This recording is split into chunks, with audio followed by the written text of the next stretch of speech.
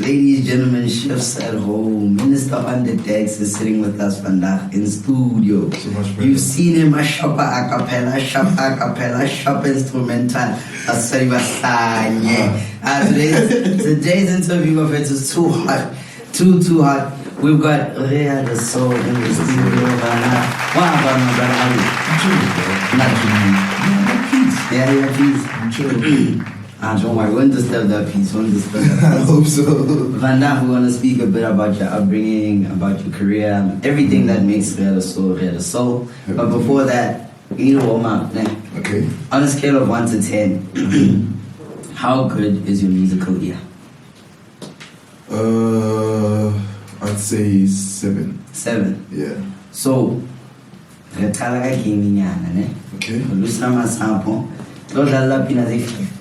For 15 seconds. And I must give you the names. You must give me the names. Okay. You can do that?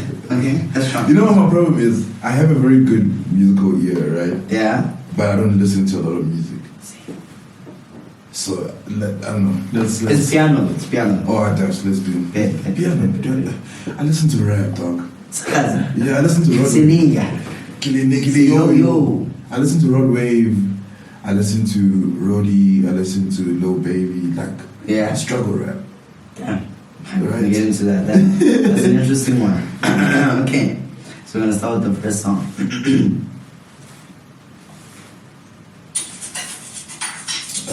Fun 99. Right? Damn, bro. 3 seconds and you got it. Okay. Yeah. One right. Okay. To go. The next one's kind of easy.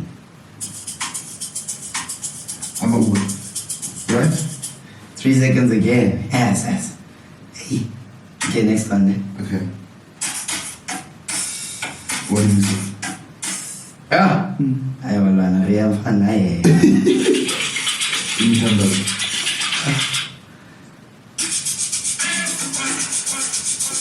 It's a focus song. Dance with my president. What's the name of the song?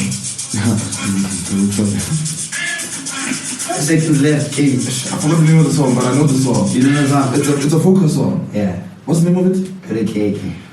Yes. No, but that was dope, bro.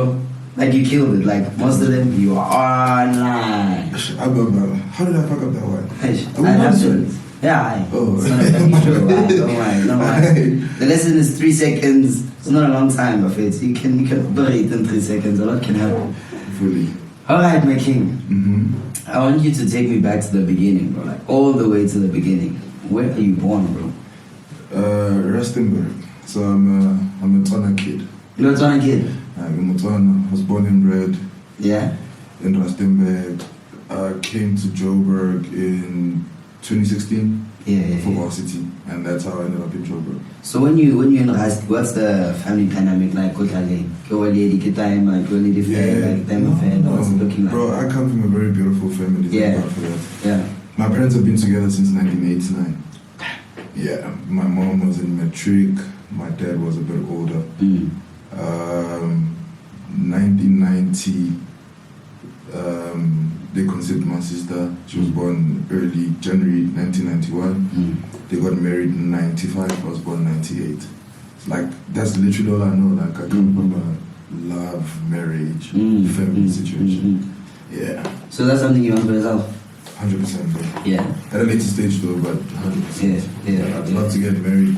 I keep telling my boys that, like, for me, the ultimate position is to just, I don't want to say stop with the music, but like do it in such a way that I don't have to be present like all the time.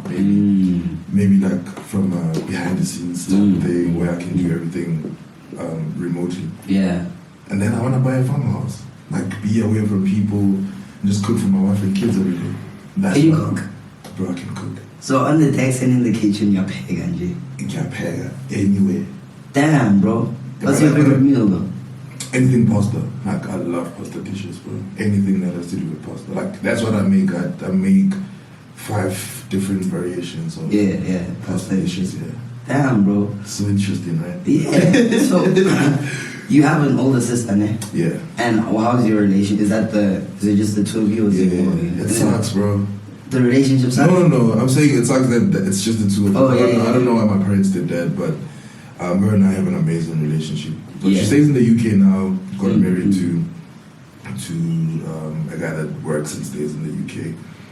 And we talk on the phone quite a lot, video call. Yeah. And then she just got a new kid, newborn. Well, she's not newborn no more. She's like a year old now. Yeah. So we're just always on video calls so that she gets used to everyone. Yeah. So Malume, like, I know. Yeah, Malume, coolest thing ever, bro. It's the coolest thing ever. But yeah, our relationship is quite dope. Yeah. We speak on the phone a lot, even with my moms. We on the phone a lot because I don't go home as much as I'd like to. And like the three people are like the most important people in my life: my mom, my sister, and my dad. Yeah. So we try to stay in contact as much as possible. Like even driving here. Yeah. My mom sent me a text saying she misses me. I'm like, yo, I actually need to go home. Yeah. I haven't been home in a minute. Yeah. Because of Spun. And how's the relationship with them? You know, like a lot of black men struggle to connect with their dads. Or their dads they want to provide and then child. It's beautiful now, but growing up it wasn't always beautiful. Not because like we were fighting or whatever, but I just never understood him. And the more I grow up, the more you understand. Because I'm growing to become like him. So I'm like, oh, that's why this nigga's like that. I'm like that. So now everything makes sense. Like, it's one of my favorite niggas to talk to. Like every time I'm home, we be doing like cool shit together, fixing the yard. You know, patching up stuff. This is broken. Okay, let's go fix it. Let's go buy what. You know, it's growth. I think that's the benefit of growing up. You get to understand people because you're able to see things from someone else's perspective. But you know what, bro? I feel like there's someone out there who looks up to you in a big way, who perhaps is also struggling with their relationship with their dad. And you have perspective. What is the biggest thing you tell that guy to save his relationship now? Patience. Yeah. Because, bro, I don't believe that someone that loves you would not love you. That's your dad. Like, that nigga loves you for real, right? It's just a matter of connecting, which is what I got to realize with my dad. Like, we were not the closest. It took time. It took patience. The most important thing, it took patience. We had to be patient with each other and be very graceful as well. Of course, there's going to be fights, clashes, all of that stuff. But being able to take everything with a pinch of grace and say, yo, sometimes you don't know what people are going through, what they're dealing with. So you just need to be able to say, okay, cool. It's cool. It's cool not to be cool. But eventually, by the grace of God, you'll get there.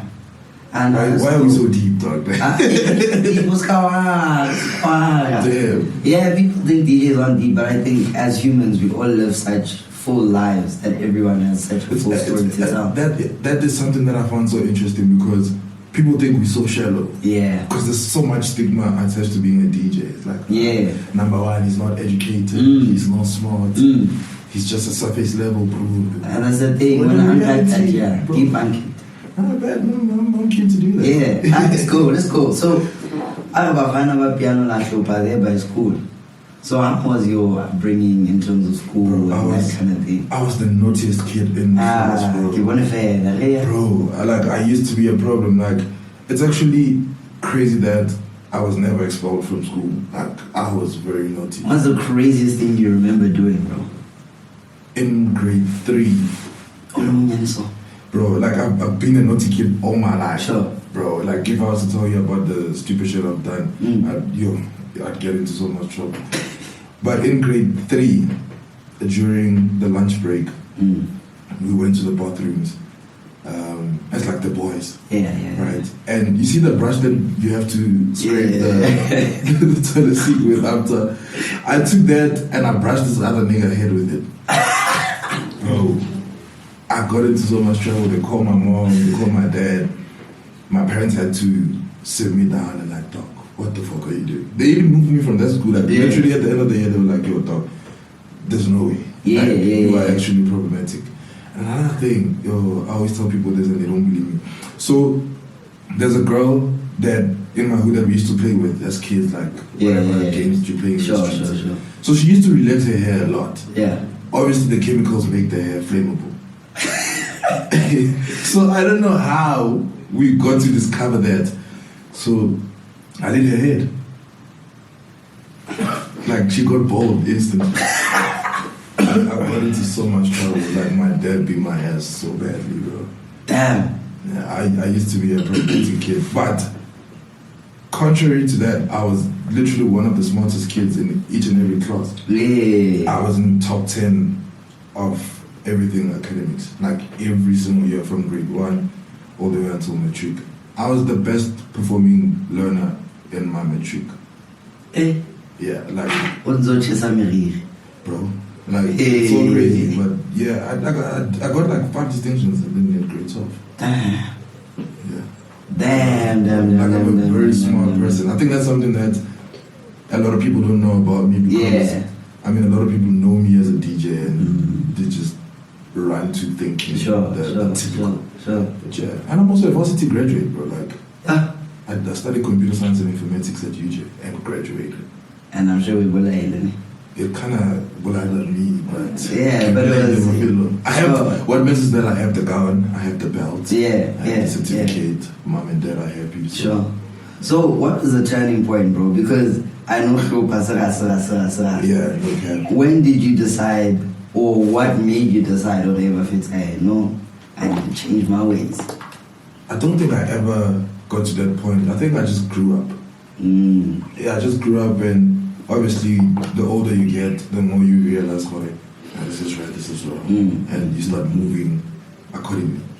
Yeah, so I think that's what happened. That's just growth. So I'm actually still on this first story, bro. We're not gonna try that brush, but we're not ready, man. What says to you? 1 plus 1 plus 2. Kuba and just being fucking stupid, bro. Yeah. Like I was naughty, bro. Like whatever you can think of, I've probably tried it. Like it's actually so crazy how I made it out. Like I was one of those kids that were not meant to make it out. Like we were meant to be stuck in the road, probably doing crime or drugs or something stupid like that. Yeah. Like it's actually so crazy. Like I think about it and I thank God I'm like, yo, bro. You did it, bro. Based on the type of person I was coming up, I'm not meant to be here. Like I was naughty, bro. Like, yo. No hope applying. Bro, and the crazy thing is like everyone that I was friends with, not everyone, but most of the guys that I was friends with, right now they're just doing naughty stuff. Yeah. So it's crazy how I was able to like go a different route. Yeah. Because sure. It's crazy.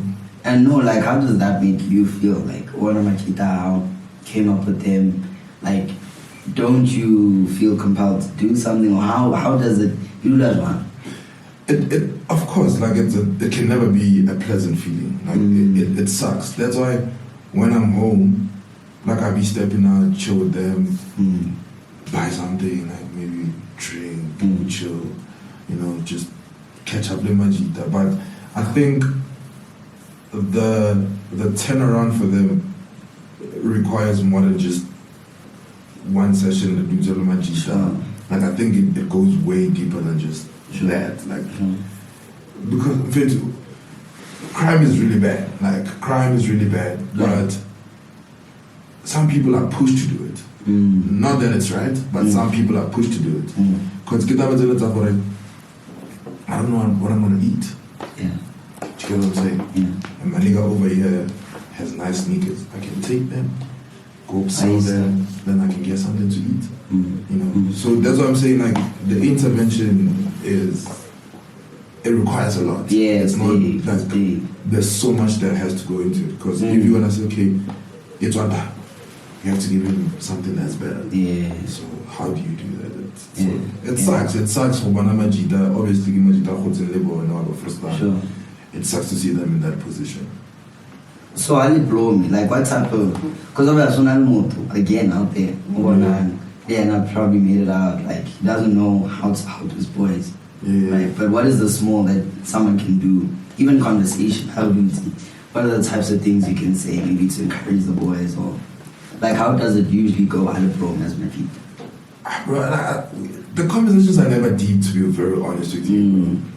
Like for me, my favorite thing about going home is reconnecting. Yeah. So like when we chilling, we talk about like all the stuff that's happening in the hood. Like I really don't like to talk about my life in Joburg because I go home to move away from Joburg. Like I go home to connect. Like when I'm home, I'm barely on my phone. I could literally charge my phone at night, and then I'll charge it again at night the next day because I'm barely on my phone. Like, I'm just chilling with my boys. So we just talk about like random stuff like, yo, you had so and so bought a car, so and so got married, so and so moved, so and so bought a kid. Yeah, like just the most random hood nigga typical shit. Like, yo, my man go jolly my man. Yeah. My man go meet it my man. Yeah. Laugh about it. Like the typical hood nigga shit. Yeah. And then when you matriculate, sort of distinctions A5, happy, happy. That's what. How do you make the decision to say, I want to go to informatics and comp sci? I always knew that I wanted to do something technical. Okay. Because I'm a nerd, bro. I love numbers. I love making sense of things. So what drew me to computer sciences was I always wanted to know why when you press A on a computer, the screen types A. Like, what's the process? Yeah. Why do I press A and it doesn't put 0? Sure. So I wanted to know the process behind like how computers work. And that's how I ended up studying computer sciences and informatics. Yeah. Like I knew, I wouldn't say from a young age, like I think growing up I always wanted to be a pilot, like as a that's what I wanted to do. But the older-ish I became, I think into my teens, that's when I started falling in love with computers. Yeah. And that's how my path got defined. Actually, I wanted to do sound engineering. Funny. Yeah. Because of the music stuff. Yeah. I'm very passionate about music from a very young age.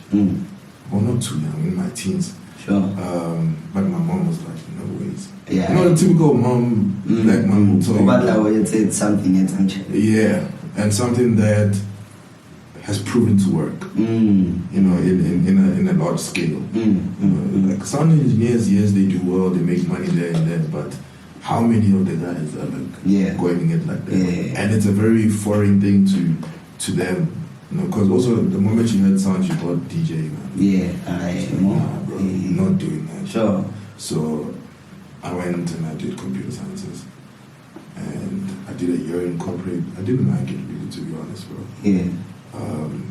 I had the craziest imposter syndrome, bro. Like every single day I'd wake up, go to work, and feel like I don't belong. Yeah. Like I knew that I don't belong. But this one's not for me. Yeah.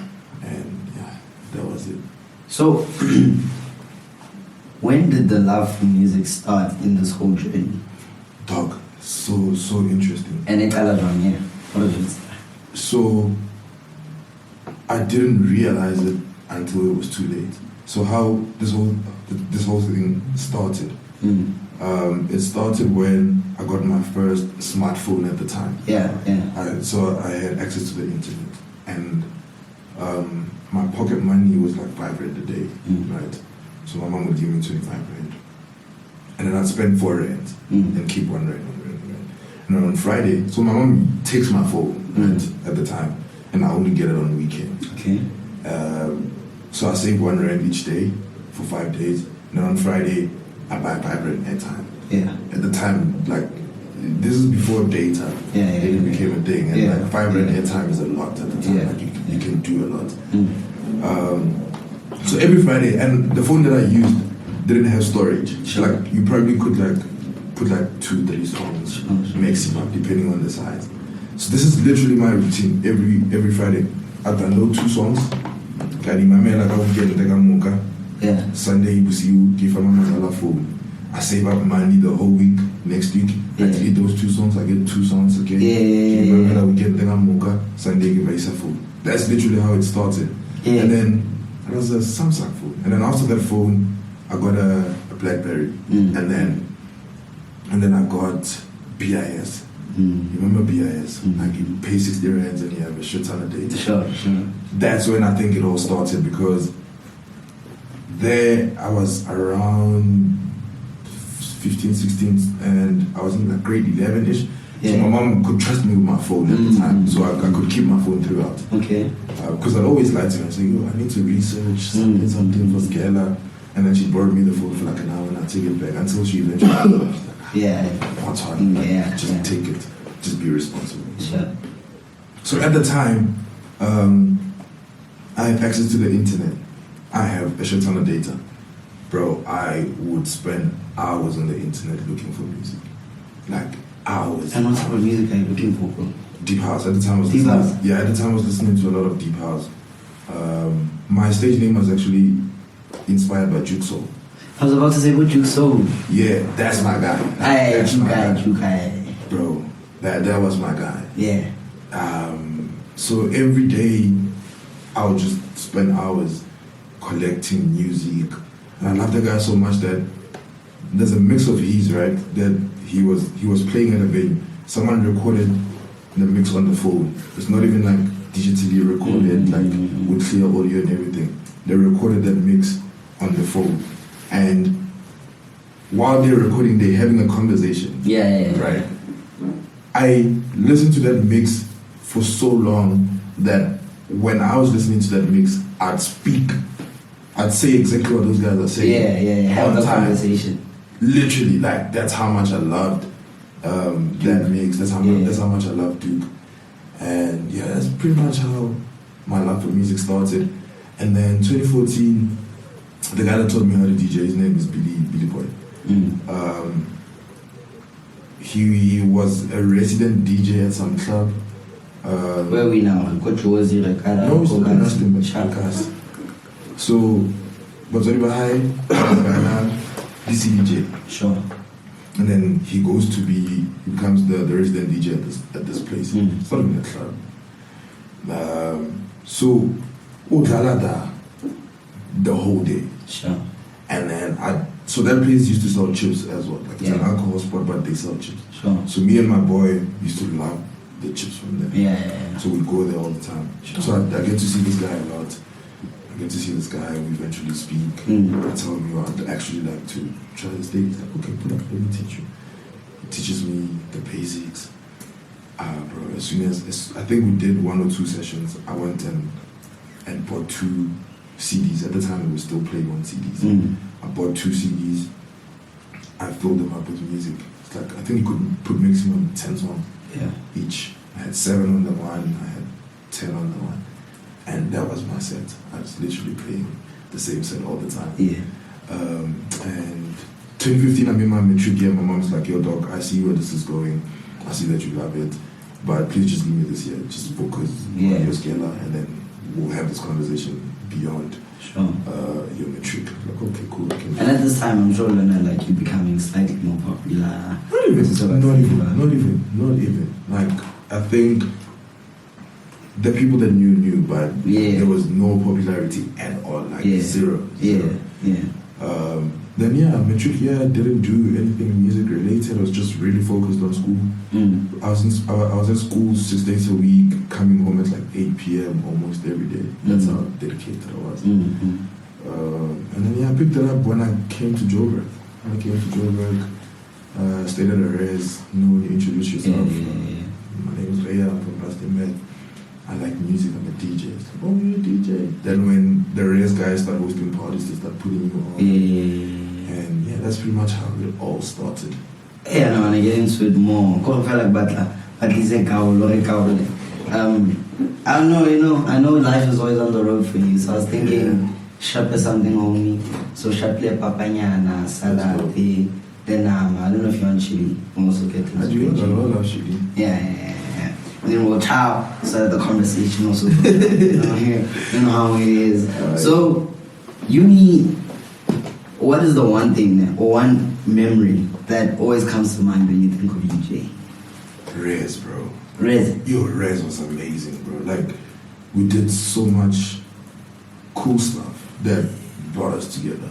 Like, I think I learned proper friendship in varsity because they told us like when we got that, like make friends with the people around you because one day you're gonna be a doctor, you're gonna need a lawyer. Yeah. There's a lawyer here. You know, pick one. You're gonna need a mechanic, there's one here. You're gonna need a plumber, there's one here. Everything here. Exactly. They taught us that, and it's stuff that I get to see now that we have grown, we out of varsity. I know who to call when I need something. Yeah, and it's niggas that I met back in varsity. The guy that actually pushed me to release my first single, I met him in varsity. Mr. Lava Lava was one of my best friends. Yeah. So it's another interesting story, how that thing started. So I get to varsity 2016, my sister buys me a laptop. First things first, virtual DJ, Fruity Loops. Yeah. Start messing around. And I'm not doing anything professionally, I'm not releasing anything, I'm just recording. I'm just making these songs, then I'm posting on my status, then I just throw them away. Sure. Like, they're not going anywhere. Yeah. Right? And then one time I'm home, it's recess, like June recess. Sure. This is in 2020, like years later, after me and this guy have been friends for 4 years already.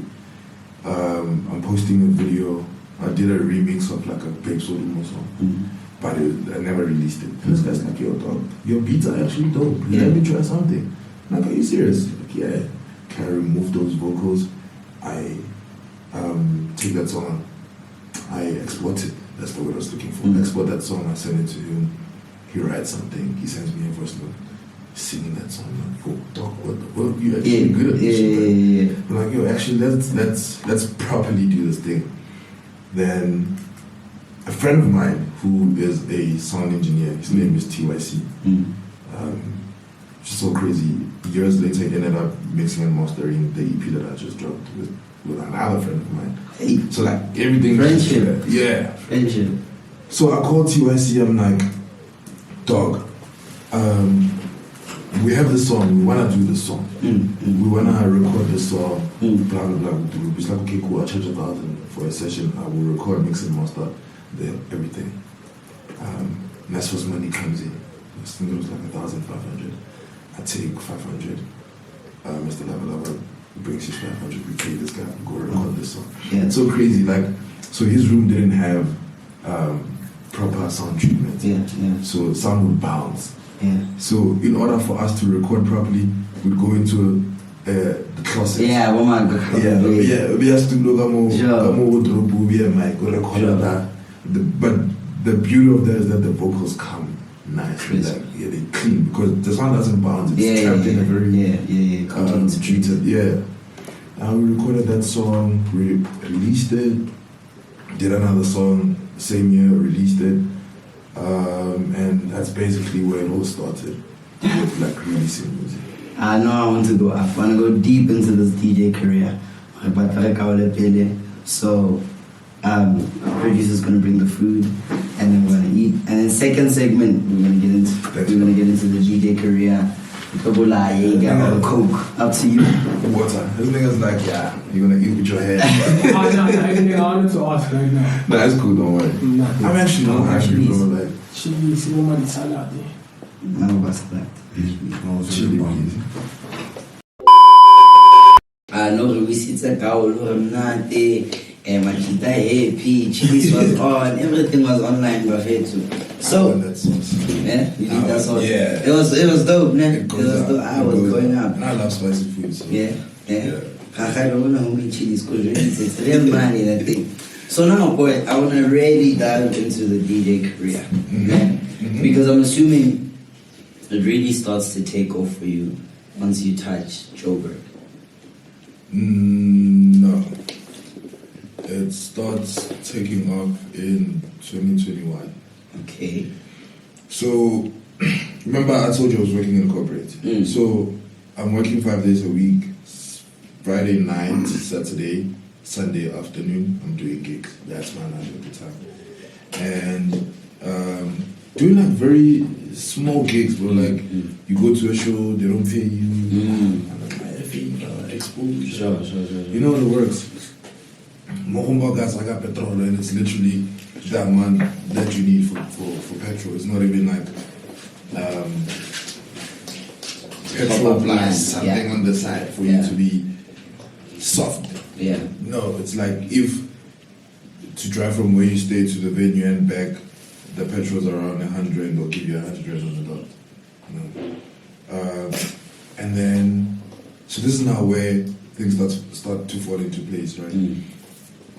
At the time, I was managed by someone. His name is Kok, but he had a job. He's a 9-to-5 guy, and that was taking up so much of his time. You know? But he was really doing a lot for me because at the time the brand is not generating money at all. So he's taking money out of his pocket to help wherever he can help, which is something I'll forever be grateful for. But then we have this conversation over that, Joe, and high spine because we are so caught up with our lives. Like you're doing what you're doing. It's taking so much of your time, of your energy. So every time I spine. Then I meet my now manager, Benzo. Which is also another random link up. Like I tweeted the other day, yo, I'd love to drop an EP, but the way I want to drop this EP, there's certain things that I'm very specific about that I want. So I'm not dropping this EP until I want those things. He DMs me. We had already been following each other for maybe a year or months, but we never spoke. But it's just like, sure. You know? Then he DMs me, he's like, yo, talk to me, what do you want? And I told him, can I roll out this slow. He's like, okay, cool. Work on the music. When you're ready, let's see what we can do. The things that you want are very much achievable. Let's try. Cool. I don't know. At the time, I was so occupied with work. I was not really actively in the studio like that. And then around June-ish, he's like, yo, Doc, jump on board. Let me take over as your official manager. Let's just do this thing. Like, okay, cool. Let's do it. And then I remember around about that time, I'm like, yo, Doc, sorry, I feel like I'm giving so much of myself, but I'm not getting anything in return. It's like, that's the problem with being passionate and talented. Because you're like, yo, Doc, I'm really good at what I do. I really love what I do. But I'm not getting anything out of what I'm doing. Like, I'm putting so much of myself into this thing, but it's not pouring back into my cup. So I said to him, Doc, you see, if this year things don't work out, I'm actually just going to give up. And he's like, yo, boy, you can't do that. Please. I'm like, boy, no. Like, I'm a smart nigga, I have a degree. I can go make 30,000 in corporate a month. This nigga begs me not to quit. Fast forward, October, September, my breakout tick happens. Another crazy story. Like, you know, it's one of those songs that we did, and then I listened to it. I'm like, oh, dope song. It's fine. We'll see what we do with it. Then we start giving it to DJs. Like, we don't have so much hope. Yeah. Sure. The song pops off. Like, literally every single day, I open my Instagram. Like, the big guys are playing the song. People are sending me videos. Like, yo, that song of yours, so-and-so is playing it. Darren Gogo is playing it. Jelly is playing it. Josiah is playing it. And these are people that we look up to. Sure. This is so validating. Bro. Yeah. The guys that we look up to are fucking with what we're doing. So it means we're doing something right. Then we're like, we don't have a choice. We have to drop this song. Benzo, our manager, pulls favors to get the cover art done. We didn't even get into studio. We just took PR pictures, put together some things. He managed to get us a deal at Universal to release the song. He's like, yo, I just want to distribute one song. I don't want to sign this nigga to Universal yet. I just want him to drop one song under you guys. They worked it out. We dropped the song, our lives changed. I went from not gigging and crying and being sad to doing like 10 shows a weekend, every single weekend. I was actually showing a friend of mine who's not here who's now my booking agent as well, that at the time I was dropping a gig guide every weekend, like 10 shows minimum. Like, your life was crazy at that time. Yeah. Yeah, that's pretty much where I'd say my career started. Sure. 2020. But I want to know, there's a lot in piano, in music in general, Yeah. especially piano, I'd say, that says, as a piano artist, as a DJ, as a producer, never sign on the dotted line. Whatever you do, Dwella management, Dwella exploit. Like that's something we hear weekly. So how did you say that, no, this is not a deal that's going to exploit me, this is something I want to hop into? And what did your management see in you that made them be like, okay, this one, I'm going to take him on, take him to the top. So we'll start with you, then we'll go to management. Wait, please repeat the first question again. How did you see the deal and say, I'm not going to be exploited, I trust this guy, let's operate? So we never actually spoke about money, like stuff like that in the beginning. It was genuine love. It's like two niggas that really care for each other and they just want to see each other do well, you know. So that for me made me secure. Like I felt secure in that environment, because he could have easily said, "Oh, I see what you want to do. Come, let me sign. I'm gonna take 20%. Yeah. You'll take 80. Yeah. Blah, blah, blah." But he's like, "Yo, come, let's see what we can just do. Operate." Before we could have the conversation about him being my manager officially, like we were literally just talking on a daily, just chopping it up on WhatsApp, Instagram, Twitter, whatever. Only later on, I think months later, he was like, "Yo, what do you think?" I was like, "Go ahead, dog. I fuck with you fuck with me. That's rock." Yeah. You know? And I don't know what he saw in me, bro. Yeah. To answer your second question, I don't know what he saw in me, because at the time, it's not like I was gigging, it's not like I was bringing money, it's not like my music was doing crazy numbers. I don't know what he saw in me, because generally, like when you pop off, that's when vouchers start coming in. They wait for someone to pop off and they're like, yeah, this one, we want him, let's sign him. But for me at the time, there was really no motion. There was very little motion, and this nigga still believed in me. It's fucking crazy. So then how's your management team structured today? So right now we are a team of 4. Okay. It's myself, Okay. my manager Benzo, Mm-hmm. my road manager Lesejo, Mm-hmm. and then my booking agent Zah. Okay. Yeah, it's a very small team. Just a bunch of niggas who really care for each other, honestly. Yeah. I don't know, this is a question. Chief, what does it mean to be a road manager?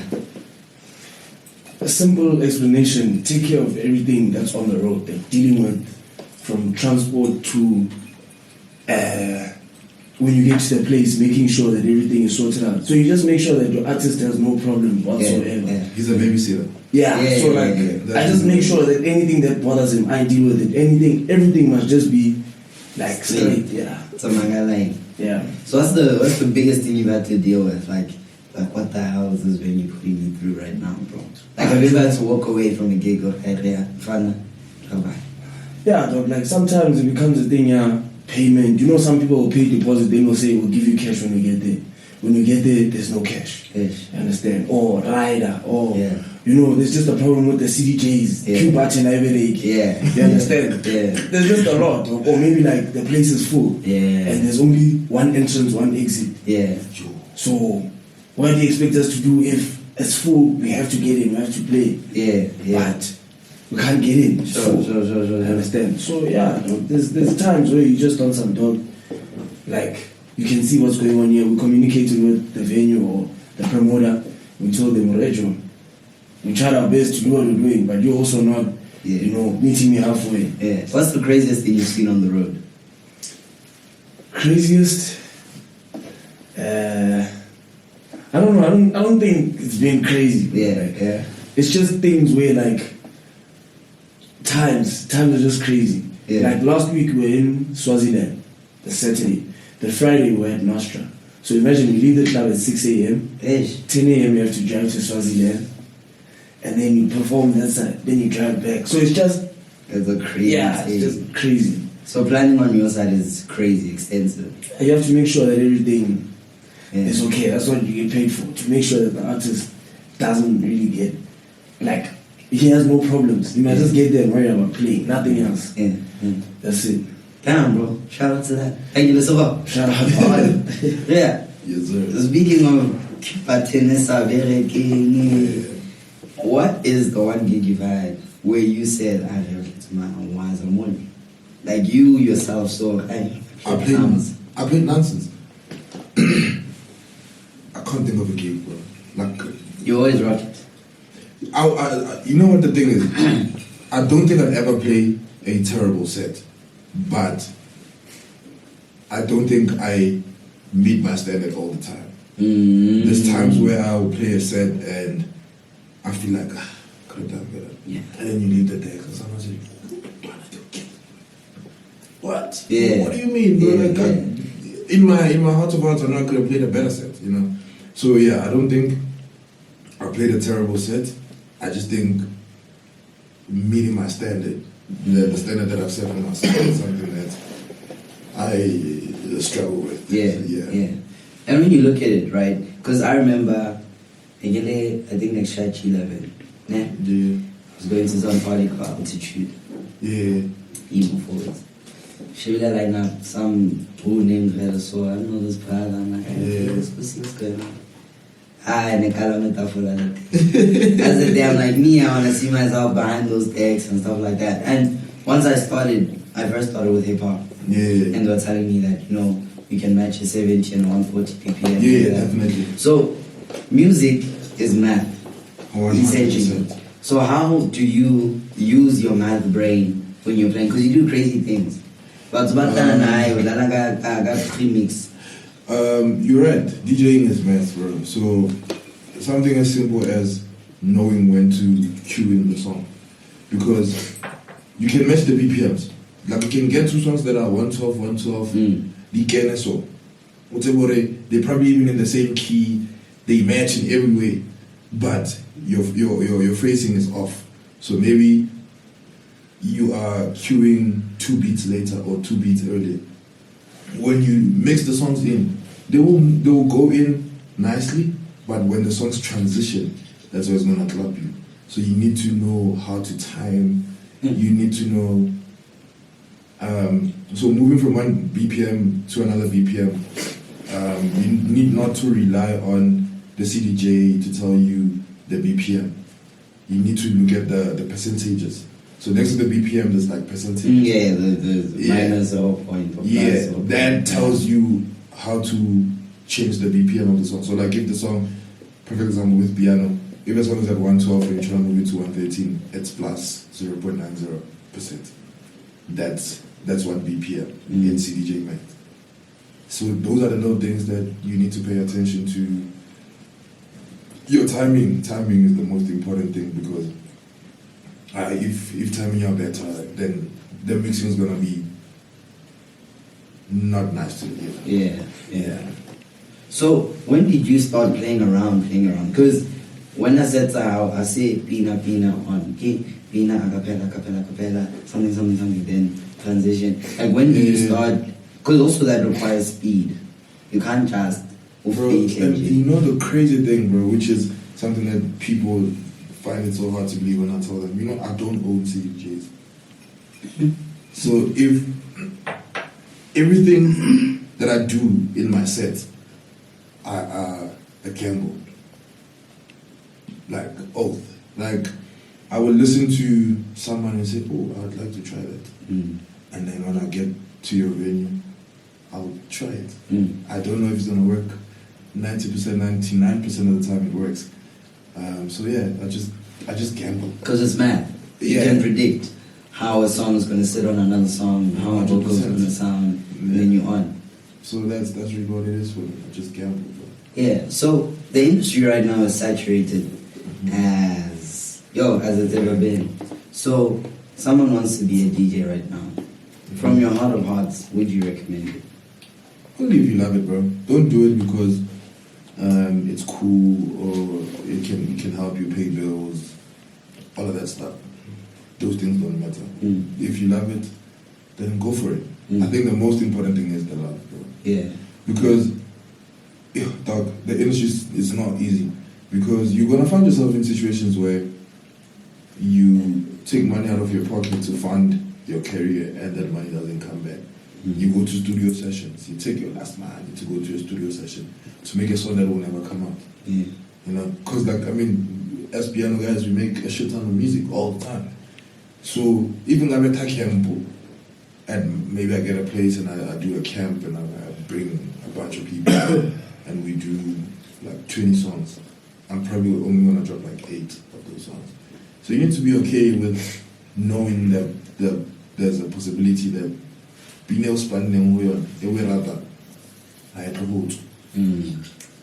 So if you're doing it because right now you're just trying to pay bills, you're just trying to catch a quick buck, because lots of you only demotivate. Yeah. But if you love it, then those things are not gonna get to you because you're like, oh, whatever.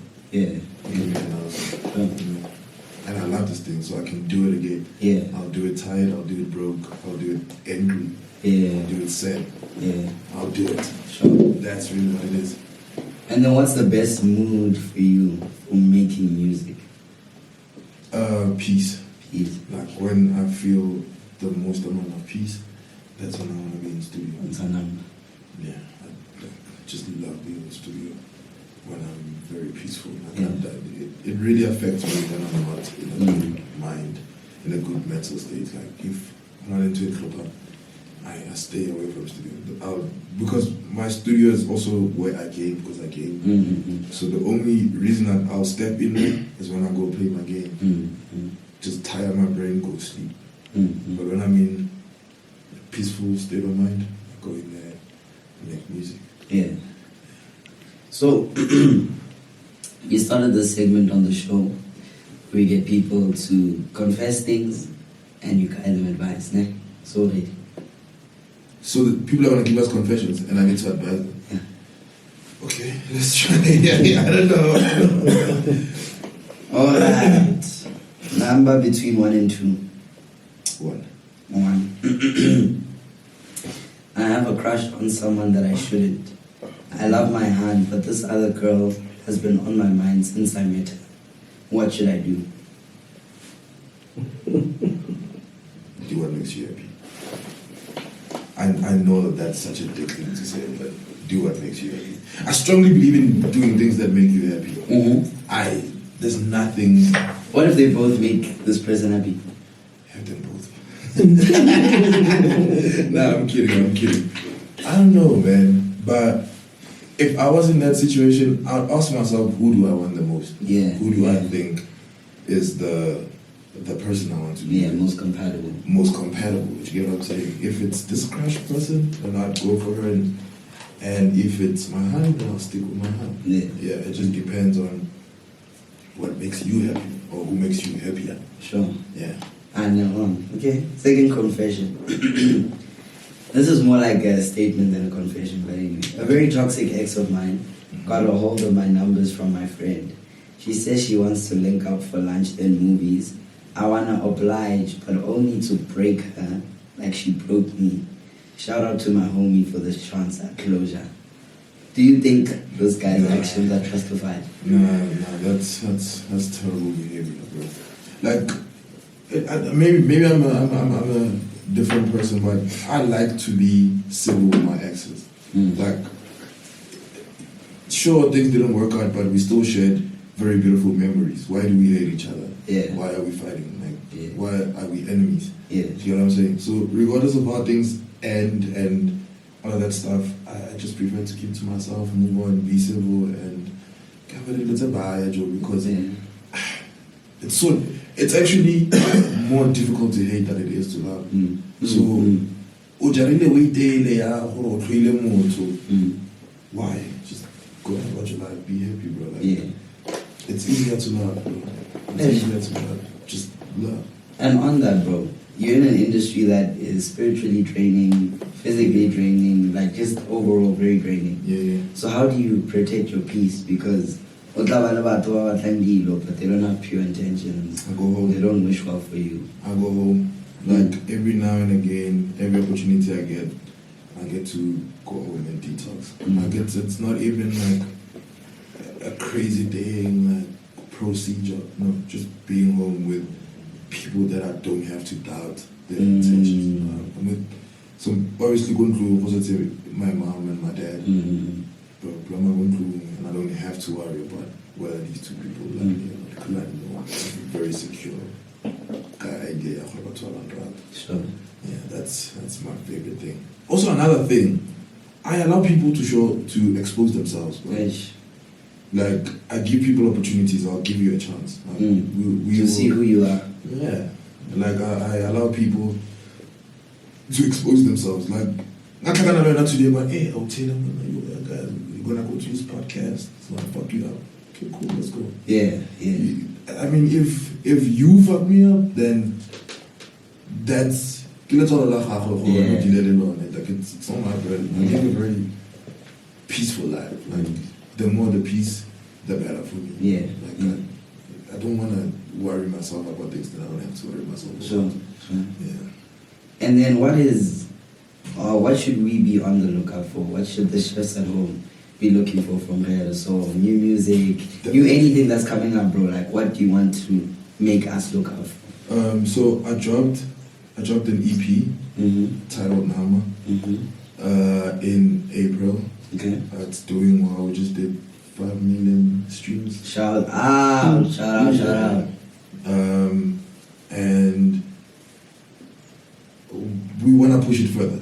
Like, my team, the record label, everyone involved, we feel like it's a very beautiful project. For us to say, okay, we've achieved what we wanted to achieve, let's go beyond. Because I think, shocking enough, I don't think any of us expected it to do so well so quickly. It's only been 4 months and we're already doing 5 million streams. That's a little bit crazy. Impressive. Do you get what I'm saying? So now, also we're looking at how people are consuming the music. So it's not we hit like a plateau where the numbers are just here. Yeah. They go down a little bit, they go back up. They go down a little bit, they go back up. And that shows us that as much as people want to stop listening to the EP, they always come back. They come. Do you get what I'm saying? Sure. Like it's pulling them back, and for us to see such patterns, it can only tell us that there's something there. If there's so many people that are still consistently listening to the EP to this day, when new music comes out literally every day globally, it goes to show that we have something. So we want to further push that. We want to shoot. I shot a video last week. Want to shoot more videos. Push for radio, push for TV. Maybe a deluxe. There's that conversation that we're having with the record label. Because I mean, from the moment that EP dropped, I was already in the studio making new music. I submitted a few songs to them. So now we're having a conversation about, are we doing a deluxe, or are we dropping a new project, or etc. So yeah, just new music, definitely. Yeah. Definitely new music. I'm also hosting. So another thing, I'm trying to move away from having gigs as my main source of income. So my booking agent that I was telling you about, Zah, has an event property that I partnered with. So we're gonna be doing events together. That's dope. Yeah, we just managed to pull a very dope sponsorship partnership. So yeah, on the 7th of September, we're hosting an event in Madrid, Ethiopia. The lineup is crazy. Got Devin Gold, got K-Met, got myself, got Tuto. The lineup is crazy, like 30 artists. It's gonna be so beautiful, bro. It's gonna be so dope. So that's what READASOUL, the brand, is growing into now, just doing things outside of the gigs. You know? And there's also other stuff that hasn't manifested yet that I'd like to tap into in the near future. Just making sure that the brand is healthy with or without the gigs. Like, I can chill at home, I can do gigs that whenever I want to do gigs. I can choose to decline gigs if that's the case. If they don't meet my requirements. Because one thing, they find themselves where they're taking bookings that, in their right mind, if I don't like in the brand. not necessarily brand alignment, but rather it doesn't benefit you the way. Like, yo, I have these songs that are so big, I feel like I need to charge X amount of rent. And then promoter I offer like a quarter of that. But because you got bills to pay, you end up taking that quarter. You get what I'm saying? So I'm trying to move away from being in that position. Yeah. I want to go to gigs because I love it. Sure. I want to go have fun. I want to go play dope sets. Not because I got bills to pay. Yeah. Oh, that's dope, bro. So to end off the show, who would you recommend to come through, have a chat, and we discuss their brand? We don't do the PR or whatever. We just want to speak to them and their story. Who do you think is an ideal candidate? Ooh, you're putting me on the spot. I don't know, bro. Like, no name is coming to my head. Yeah. Yeah, like, I can't think of anyone. Ooh, you know whose story is beautiful? It's like a friend of mine, Jabu. Jabu, the guy that makes Empire, the bread. Okay. The clothing bread. Yeah. Yeah, I think his story is beautiful. Right? Yeah. I've known that guy since 2021. Also another person that we met in the streets and we became friends. And at the time, his brand was still like coming up. But right now, he's like one of the noticeable brands in South Africa. So I think it will also be dope to chill with him. Yeah. His story is quite cool. Yeah. That's one of my dudes. Shout out, bro. From the team, from the chefs at home, thank you for coming through. Thank you for having me, bro. I was actually very nervous because it's Yeah. my first podcast, but Yeah. it wasn't as bad as I thought. Yeah. It was actually dope, not bad. Yeah. It was actually really dope. I'm glad you had a good time, bro. I I am did. so grateful that you put the chefs on, didn't gatekeep the industry, opened it up, Yeah. and you shared your own personal recipe for success. Manje clean. Thank you.